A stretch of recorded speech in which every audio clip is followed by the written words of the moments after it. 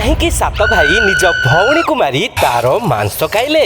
जदि अल्प टिके रक्तर मिश्रण रे एते स्वादिष्ट खाद्य प्रस्तुत हेउची तेबे तार मांसर स्वाद कहीं अमृतमय होई नथिबो।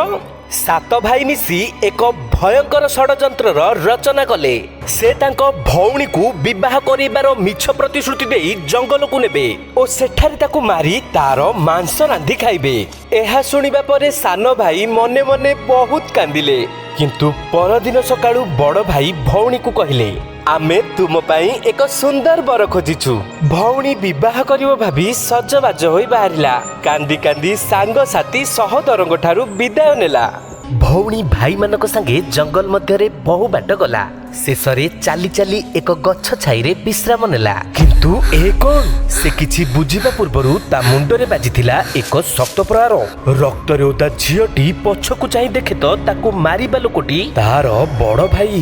विलंबन करी भाई माने भौणी को एक गछरे बांधिले एवं जण जण करी तीर साहाय्य रे लक्ष्य बिंधिबाकू लागिले। दुर्भाग्यवशत कौनसी भाईंकर लक्ष्य साधन सठिक हैला नहीं। शेषरे पाଳି पड़िला सभा सान भाईर। कौन सतरे सान भाई हातरे अली अली भौणीर मृत्यु हेबो? लेट न करी सब्सक्राइब करंतु हम चैनल को आ संपूर्ण कहानी रो मजा उठांतु।